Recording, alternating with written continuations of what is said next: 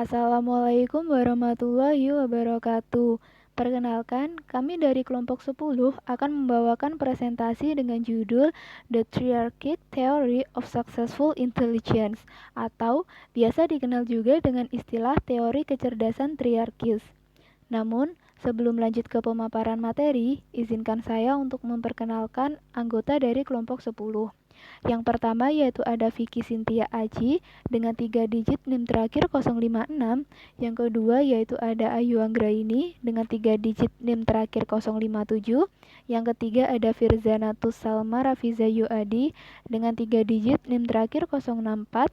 Dan yang terakhir ada Angel Ahmad Ibadi dengan 3 digit NIM terakhir 093. Baik, untuk pemaparan materi yang selanjutnya akan dilanjutkan oleh rekan saya. Tahukah kamu siapa pencetus The Triarchic Theory of Successful Intelligence? Ya, benar sekali. Jadi, pencetus teori The Triarchic Theory of Successful Intelligence adalah Robert G. Sternberg.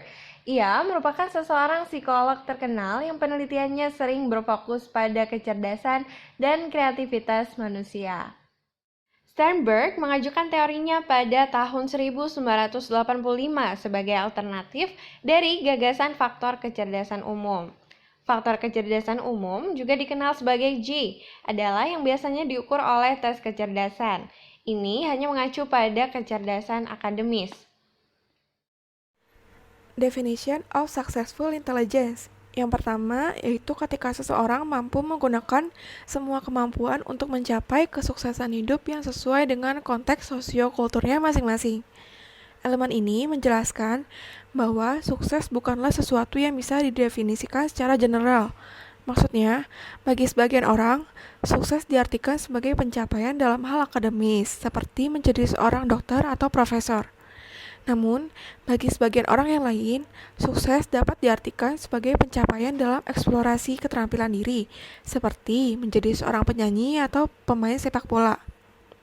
Oleh sebab itu, pendidikan seharusnya menjauh dari generalisasi sukses dan tidak menjadikan satu jenis profesi atau subjek tertentu menjadi tolak ukur keberhasilan. Dalam menentukan kecerdasan, kita perlu mempertimbangkan berbagai definisi sukses yang membuat seseorang dapat dikatakan cerdas. Misalnya, ketika kita hanya menggunakan standar nilai tes matematika sebagai sebuah kesuksesan, maka anak-anak dengan bakat yang lebih condong di bidang seni akan kesulitan untuk mendapat pengakuan cerdas dari orang-orang di sekitarnya. Yang kedua yaitu mengenali kekuatan diri sendiri dan menggunakannya dengan sebaik mungkin, serta mengenali kelemahan diri sendiri dan menemukan cara untuk mengatasinya.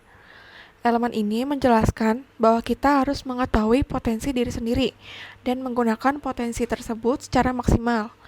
Selain itu, kita juga harus mengenali kelemahan kita dan mencari cara supaya kelemahan tersebut tidak menjadi faktor penghambat bagi kita. Elemen ini juga menegaskan bahwa setiap orang memiliki jalan yang berbeda-beda dalam mencapai kesuksesan. Beberapa orang mencapai kesuksesan dengan cara memiliki karir yang cemerlang di bidang akademis. Namun ada yang mencapai kesuksesan dengan cara menunjukkan bakat, misalnya menjadi seorang penyanyi terkenal. Dan ada juga yang mencapai kesuksesan dengan cara menjadi lebih dekat dengan keluarga dan Tuhan. Yang ketiga yaitu mampu membentuk, memilih, serta beradaptasi dengan lingkungan. Elemen ini menjelaskan bahwa dalam mencapai kesuksesan, maka kita harus melalui beberapa tahap, termasuk tahap adaptasi dengan lingkungan. Sepanjang hidup, kita akan selalu menemukan lingkungan-lingkungan baru.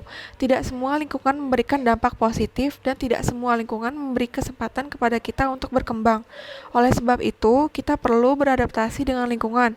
Memilih lingkungan yang bisa membuat kita berkembang serta mengubah atau membentuk suatu lingkungan untuk memberi dampak positif bagi kita. 3 jenis kecerdasan dalam teori kecerdasan triarkis. Yang pertama, ada kecerdasan praktis, yaitu kemampuan untuk bergaul dengan lingkungan yang berbeda. Yang kedua, ada kecerdasan kreatif, yaitu kemampuan dalam memunculkan ide-ide baru. Dan yang ketiga, kecerdasan analitis, yaitu kemampuan untuk memecahkan masalah dan mengevaluasi informasi yang diterima. Teori kecerdasan triarkis terbagi menjadi 3 subteori di mana ketiganya saling berkaitan dengan 3 jenis kecerdasan. Yang pertama, ada subteori kontekstual yang menjelaskan bahwa kecerdasan terkait dengan faktor lingkungan. Menurut subteori kontekstual, kecerdasan seseorang diarahkan pada 3 tujuan, yakni adaptasi dengan lingkungan, pembentukan lingkungan, dan pemilihan lingkungan. Yang kedua, subteori eksperiensial yang menilai kecerdasan seseorang membutuhkan pertimbangan tidak hanya dari segi komponen, tetapi juga dari pengalaman. Menurut subteori eksperiensial, kecerdasan paling baik diukur pada wilayah kontinum pengalaman. Yang ketiga, ada subteori komponen yang menguraikan berbagai mekanisme yang menghasilkan kecerdasan.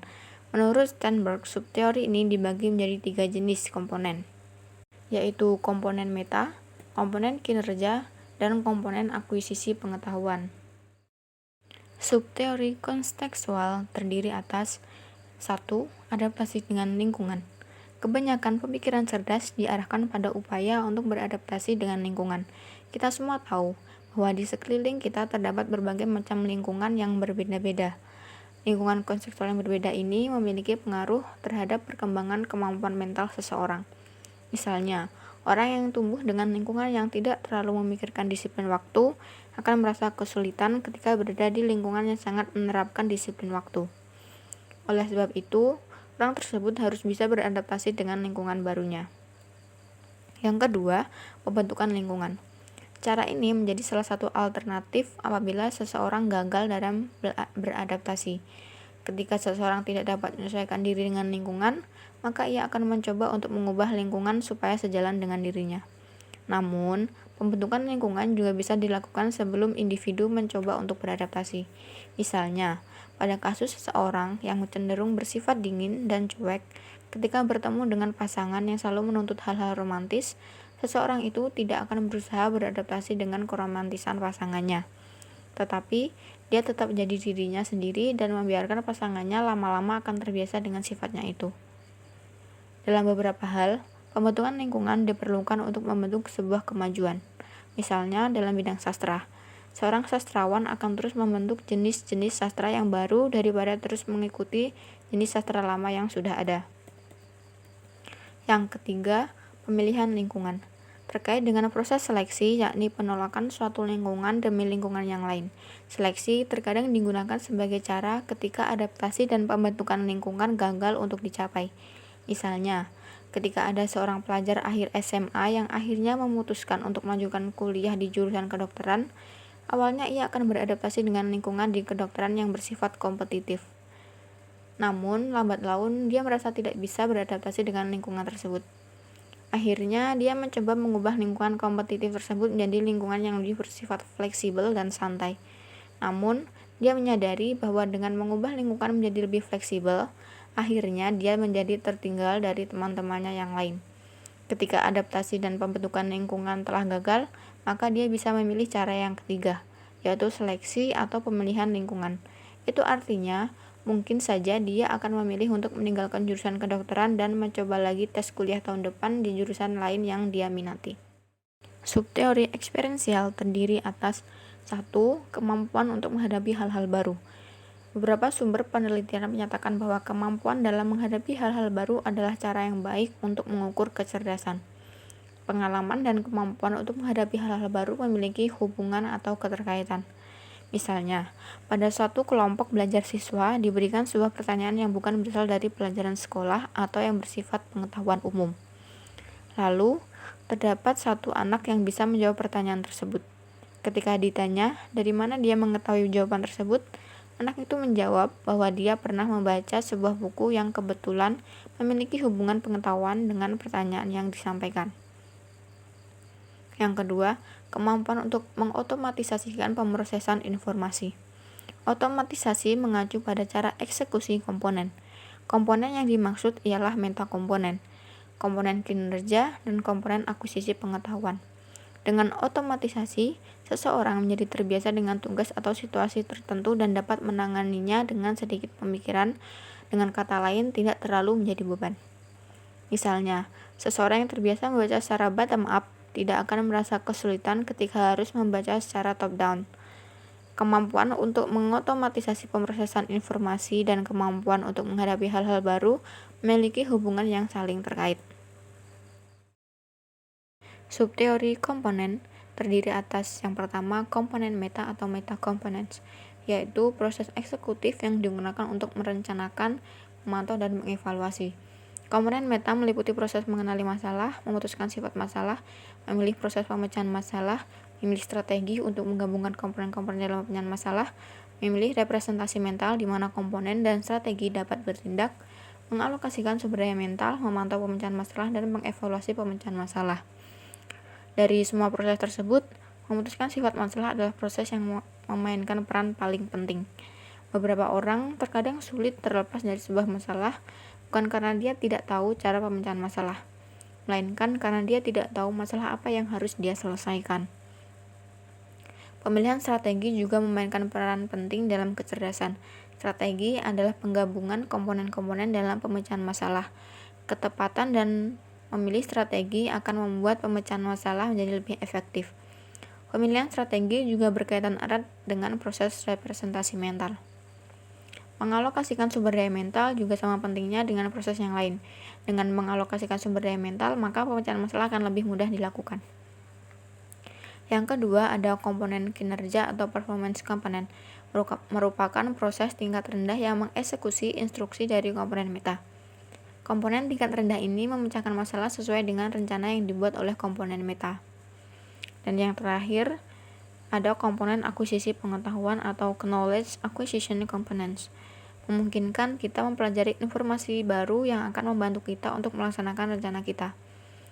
Komponen akuisisi pengetahuan memiliki 3 komponen, yaitu pengkodean selektif, kombinasi selektif, dan perbandingan selektif.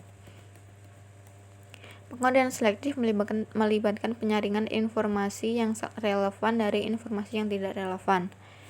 Kombinasi selektif merupakan penggabungan informasi yang dikodekan secara selektif sedemikian rupa hingga membentuk sebuah kesatuan yang terintegrasi dan masuk akal. Sebab, menyaring informasi yang relevan dari informasi yang tidak relevan saja tidak cukup untuk membentuk pengetahuan baru.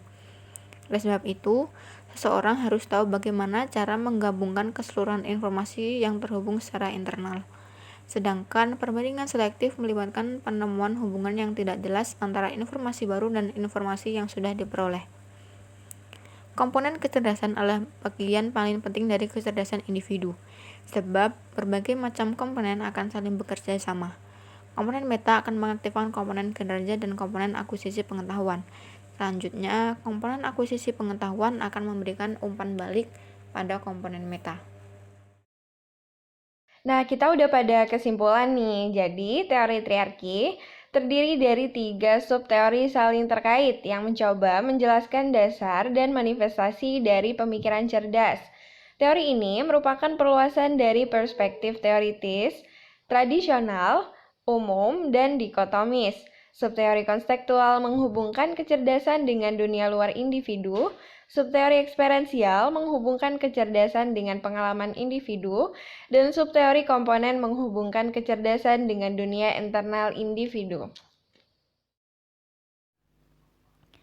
Baik, selanjutnya saya akan melanjutkan presentasi mengenai kritik terhadap teori kecerdasan triarkis. Kritik ini sendiri diberikan oleh Linda Gottfredson dan beberapa ahli lainnya. Untuk Linda Gottfredson mengatakan bahwa teori triarkis tidak memiliki dasar empiris yang kuat dan mengamati bahwa data yang digunakan untuk mendukung teori tersebut sangatlah sedikit. Sedangkan beberapa ahli lainnya berpendapat bahwa kecerdasan praktis adalah mubazir dengan konsep pengetahuan pekerjaan, yaitu sebuah konsep yang lebih kuat dan telah diteliti dengan lebih baik. Oleh sebab itu, definisi dan penjelasan Sternberg tentang istilah dan konsepnya terkadang tidak tepat. Jadi itulah presentasi tentang materi teori kecerdasan triarkis dari kelompok 10. Selanjutnya, untuk referensi sendiri, kami mengambil dari buku Flanagan yang berjudul Contemporary Intellectual Assessment, Theories, Tests, and Issues. Lalu, kami juga mengambil referensi dari website Grillen dengan judul Memahami Teori Kecerdasan Triarkis. Sekian presentasi dari kelompok 10. Apabila terdapat kekurangan atau kesalahan kata, kami memohon maaf. Sekian dan terima kasih. Wassalamualaikum warahmatullahi wabarakatuh.